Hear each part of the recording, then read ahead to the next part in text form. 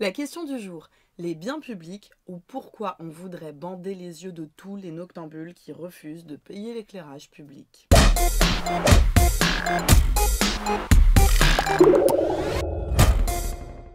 Cet épisode est le deuxième de la partie qui concerne les défaillances de marché et qu'on avait entamé la dernière fois avec les externalités. On va étudier une deuxième défaillance de marché, une deuxième situation où le marché ne marche pas. Ne marche pas? Bah, qu'est-ce que vous voulez dire par là? Qu'on va pas trouver de boutique pour acheter les biens contre de l'argent? Non, ce que je veux dire par le marché ne marche pas, Non. c'est que le marché concurrentiel ne va pas amener à une allocation efficace des ressources. Une allocation quoi? Une allocation efficace des ressources. L'économie est la discipline qui étudie comment on produit et comment on se répartit les richesses. Une allocation efficace des ressources, ça veut dire une situation où la production et la répartition des richesses conduit à un optimum de Pareto. Une situation où le surplus social est maximal, où on ne peut pas améliorer la situation d'un agent sans détériorer celle d'au moins un autre agent. Vous vous souvenez? Moi, je me souviens que la concurrence pure et parfaite, ça amène à cette situation. Alors que la concurrence imparfaite, ça diminue un peu le surplus. Du coup, c'est mieux d'être en concurrence. D'ailleurs, c'est pour ça qu'il y a une autorité de la concurrence. Oui, c'est l'idée. Mais il y a aussi des défaillances de marché, c'est-à-dire des situations où même la concurrence ne va pas amener à un optimum. C'est notamment le cas pour les biens qui génèrent des externalités de production ou de consommation. Ils vont être surconsommés ou sous-consommés, surproduits ou sous-produits. Deuxième défaillance de marché à étudier, les biens publics. Les amoureux qui se bécotent sur les biens publics, en se foutant pas mal du regard oblique des passants honnêtes. La plupart des biens qu'on consomme, les Scooby-Doo, les Roudoudou, les montgolfières pliants, le goulash, sont des biens privés. Un bien privé présente deux caractéristiques, il est rival et exclusif. Rival, si je le consomme, vous pouvez pas le consommer en même temps, car en le consommant, je le détruis.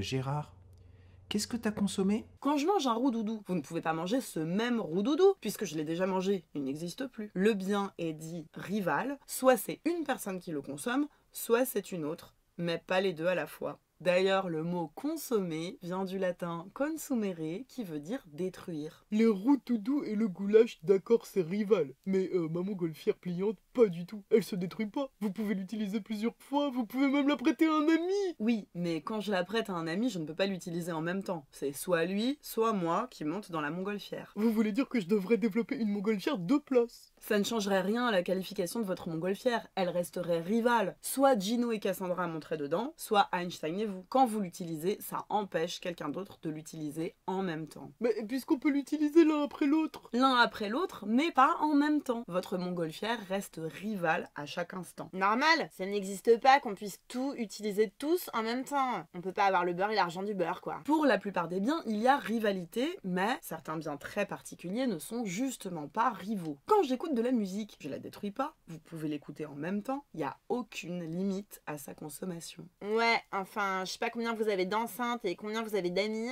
mais vous pouvez pas indéfiniment rajouter des gens dans votre salon pour écouter la même musique. Une musique ne se détruit pas quand on l'écoute. Quand vous écoutez un son en streaming, des milliers de personnes peuvent être en train de l'écouter en même temps que vous. Autre exemple, l'éclairage public. Quand Marcel promène son chien à la nuit tombée, il profite de la lumière des lampadaires de la ville. Ce qui n'empêche pas Ginette, qui promène au même moment son lama d'appartement, d'en profiter aussi.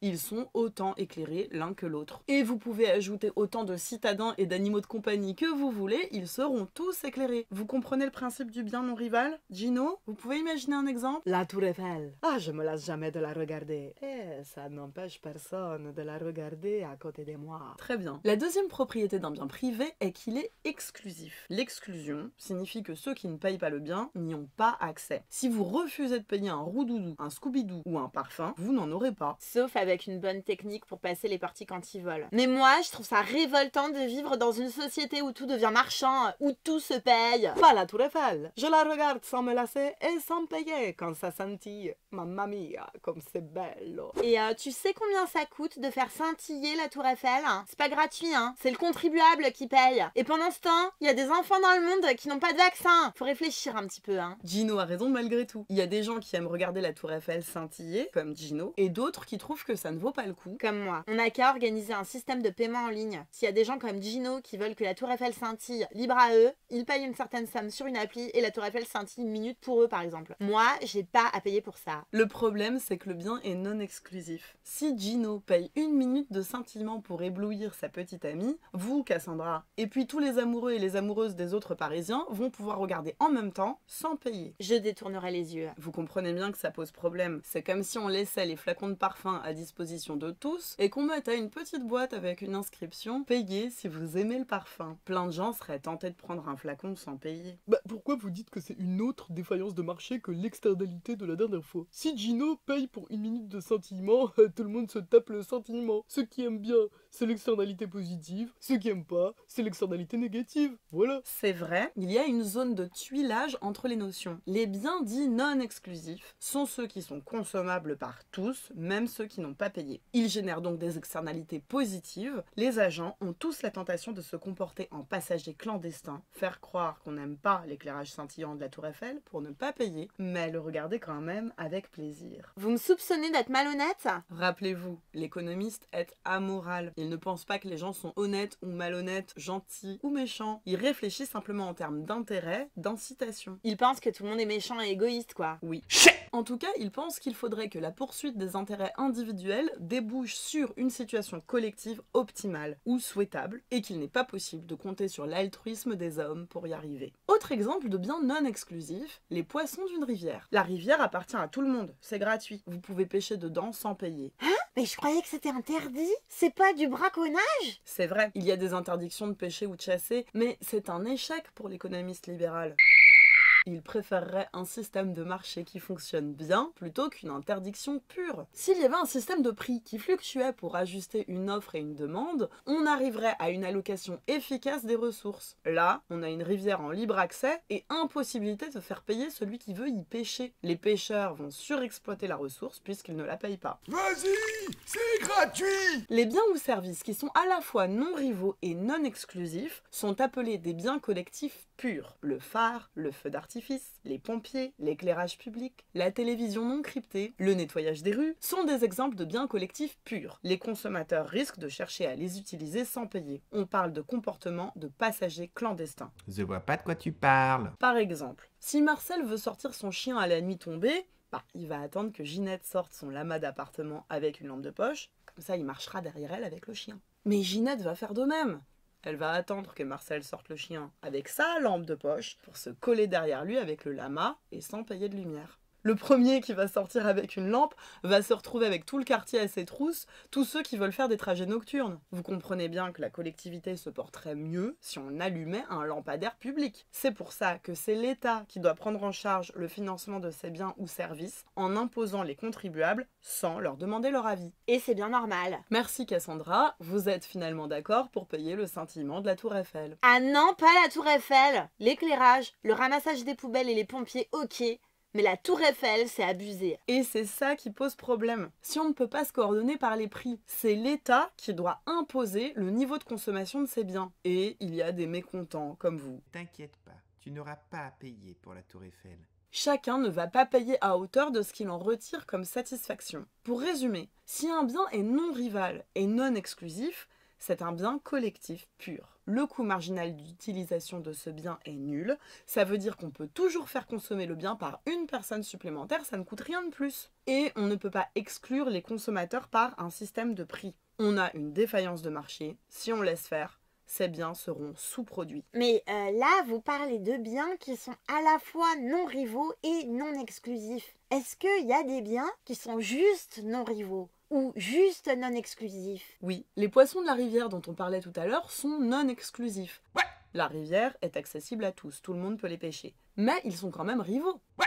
Si je mange un poisson, vous pouvez pas le manger. Non. On appelle ça des biens communs. Le bien commun est rival, mais non exclusif. Et les biens communs, c'est aussi une défaillance de marché? Oui, ils vont être surconsommés, surexploités. Tant que la ressource existe, on pêche sans se préoccuper du fait que ça la détruit, car elle est non exclusive, on n'a pas à payer pour y accéder. Ce coût ne rentre pas dans les décisions des agents qui pêchent. Le dilemme du prisonnier peut aussi montrer ça. Soit deux pêcheurs, Riri et Fifi. Mais où est Loulou? Ils peuvent exploiter la rivière au maximum en pêchant jour et nuit, ou restreindre la pêche au dimanche après-midi pour laisser aux poissons quelques jours de belle vie et le temps de se reproduire. La stratégie dominante de chacun est de pêcher en permanence. Ils vont surexploiter la ressource. Si vous n'arrivez pas à voir que pêcher en permanence est une stratégie dominante, retournez voir l'épisode qui explique la théorie des jeux et le dilemme du prisonnier. Et on peut avoir un bien non rival mais exclusif? Oui, bien sûr. On appelle ça un bien de club. Par exemple, la Joconde. Elle est non rivale. Quand je la regarde, ça ne vous empêche pas de la regarder. Mais elle est exclusive. Je peux mettre 4 murs autour et n'autoriser l'accès qu'aux personnes qui ont payé un ticket d'entrée. Et l'autoroute, c'est pareil que la Joconde? Oui, le fait que je roule dessus ne vous empêche pas de rouler dessus. Mais vous devez payer pour y accéder. Il y a un péage. Ce que vous devez retenir. Les biens publics constituent une deuxième défaillance de marché. Contrairement aux biens privés qui sont rivaux et exclusifs, les biens publics purs ne sont ni rivaux ni exclusifs. La consommation de ces biens ne les détruit pas, leur coût marginal est nul, on peut ajouter autant de consommateurs qu'on le souhaite sans que ça ne coûte quoi que ce soit. La non-exclusion signifie qu'il n'est pas possible d'empêcher leur consommation par celui qui a refusé de payer. Ces deux caractéristiques induisent un comportement de passager clandestin de la part des agents. Chacun va attendre que d'autres se chargent de payer le bien. Laisser faire le marché conduirait à une sous-production de ces biens.